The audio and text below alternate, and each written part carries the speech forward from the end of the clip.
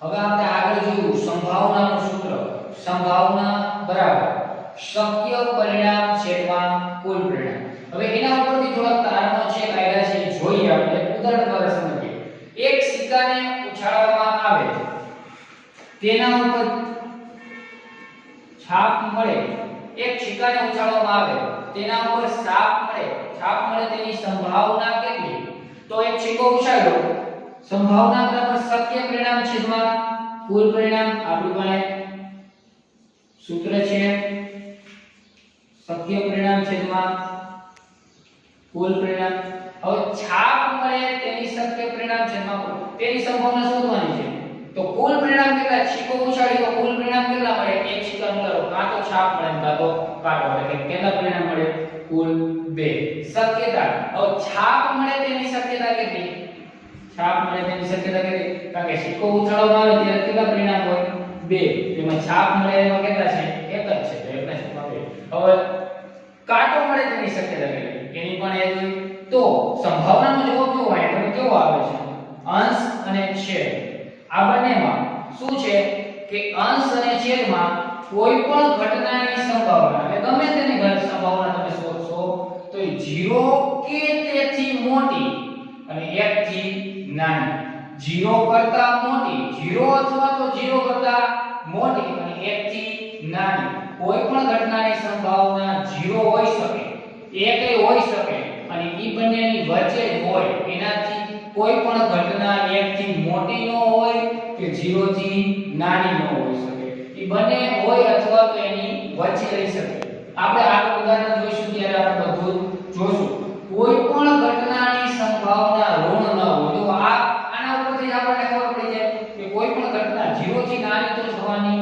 નથી એટલે ઋણ આવશે નહીં સંભાવનાનો જવાબ યાદ રાખજો કોઈ દિવસ ઋણ હોય નહીં બોર્ડની પરીક્ષામાં ઘણી વખત વિકલ્પ પૂછાય છે કે નીચેનામાંથી કઈ સંભાવના શક્ય છે તો એમાં -1.5 0.5 એવા બીજા માઈનસમાં આપેલા હોય તો ઋણ હોઈ શકે નહીં 0 અથવા 1 અને 1 ની બંનેની વચ્ચે હોઈ શકે પરંતુ ઋણ હોઈ શકે નહીં 0 થી નાની ન હોય અને 1 થી મોટી નહીં આવે જો તમે ગમે તે સંભાવના આપણે વાર્તા કરશું એમાં જોશું કે આ સંભાવનાનો જવાબ હંમેશા 0 અને 1 ની વચ્ચે જ રહેશે કાં 0 મળશે 1 મળશે કાં બંનેની વચ્ચે જ રહેશે શક્ય ઘટનાની સંભાવના 1 છે જે ઘટના બને છે એના સિવાય બીજી કોઈ ઘટના ન બને તો સંભાવના શું થઈ જાય 1 શક્ય ઘટનાની સંભાવના 1 આપણે ઉદાહરણ જોઈએ કે સૂર્ય પશ્ચિમમાં આથમે છે તેની સંભાવના શું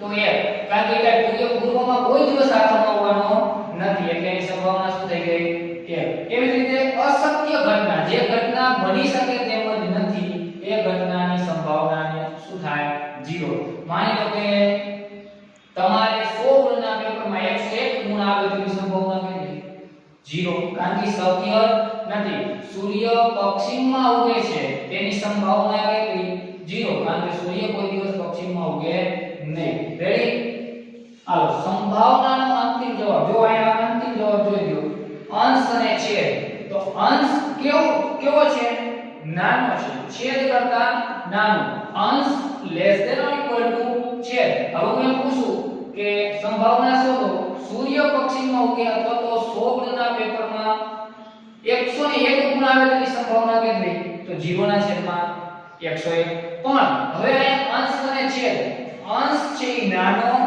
છેદ છે ઈ મોટો ક્યારે ઇક્વલ હોઈ શકે કે બંને સરખા હોય અથવા તો ક્યારે હોય ઇક્વલ એક જ મળે ત્યારે એટલે અંશ છે એ છેદ કરતા નાનો જ રહેશે સંભાવનાનો જવાબ અંશ છે એ છેદ જેવડો અથવા તો નાનો રહેશે ખબર પડે અંશ છે એ છેદ કરતા નાનો અથવા એના જેવડો રહેશે પૂરક ઘટના જોતા પહેલા આપણે એક વખત રિવિઝન કરી લઈએ કોઈ પણ ઘટનાની સંભાવના કેની વચ્ચે હોય 0 અને 1 ની વચ્ચે હોય 0 પણ હોઈ શકે તો ક્યારે હોઈ શકે 0 તો કે 0 ક્યારે હોઈ શકે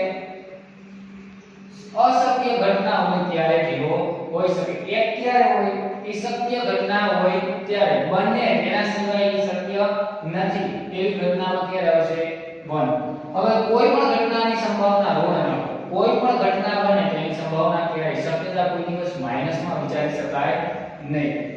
શક્ય ઘટનાની સંભાવના 1 છે, અશક્ય ઘટનાની સંભાવના 0 છે. હવે તમને બોર્ડની પરીક્ષામાં પૂછવામાં આવે કે શું સંભાવના પૂર્ણ સંખ્યા હોઈ શકે, તો તમારો જવાબ શું? પૂર્ણ સંખ્યામાં કઈ કઈ સંખ્યા? 0 1 2 3 4 5 6 અપ ટુ ઇન્ફિનિટી સુધી. તો પૂર્ણ સંખ્યા હોઈ શકે, મળી શકે છે પૂર્ણ સંખ્યા? હા, તો એનો જવાબ આવશે હા. હવે સંભાવનાનો અંતિમ જવાબ કેવો હોય? અંશ છે એ છેદ કરતા નાનો અથવા તો તેના જેવડો હોય. અંશ છેદ કરતા નાનો અથવા તેના જેવડો હોઈ શકે. માની લો કે અહીંયા 1 હોય તો અહીંયા 2 અથવા તો 1 હોઈ શકે. અહીંયા 2 હોય તો અહીંયા શું હોય? 3 અથવા ગમે તે સંખ્યા 2 કરતા મોટી, 2 અથવા 2 કરતા મોટી મળે. હવે જોઈએ પૂરક ઘટના. હવે ઘટનાની પૂરક ઘટના કોઈ પણ ઘટનાની વિરુદ્ધ ઘટનાને પૂરક ઘટના કહે. કોઈ પણ ઘટનાની વિરુદ્ધ ઘટનાને પૂરક ઘટના કહે છે. ઘટના એને શેના વડે દર્શાવતા? P of A. તો પૂરક ઘટનાને શેના વડે દર્શાવશું? P of A bar.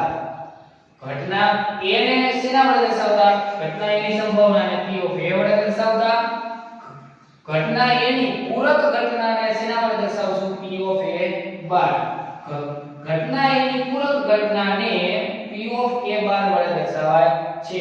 A બાર એટલે એનો મતલબ એવો કે ઘટના જે બને છે ઈ નહીં, ઈ સિવાયની લેવાની છે. તો A નહીં તેનો મતલબ એવો થાય. પ્રયોગની તમામ પ્રાથમિક ઘટનાનો સરવાળો કેટલો થાય? 1. અંતે તો વધારે મૂલ્ય કેટલું આવે? 1. એટલે આનો પ્રયોગની તમામ પ્રાથમિક ઘટનાનો સરવાળો કેટલો થઈ શકે? 1. કારણ કે છેલ્લું મૂલ્ય કયું છે? સૌથી મોટો અંક સંભાવનામાં કયો આવી શકે?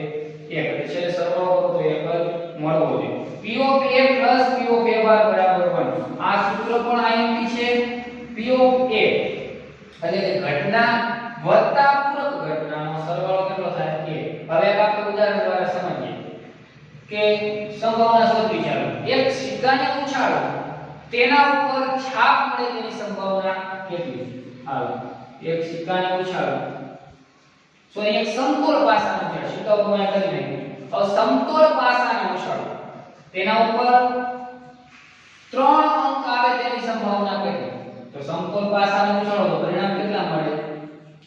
4 5 કુલ 6 પરિણામ મળે. તો શક્ય પરિણામ છેદમાં કુલ પરિણામ. આ શક્ય પરિણામ છેદમાં કુલ પરિણામ. પહેલા આપણે કુલ પરિણામ જાણે છે કેટલા છે? 6 છે. શક્ય પરિણામ શું છે?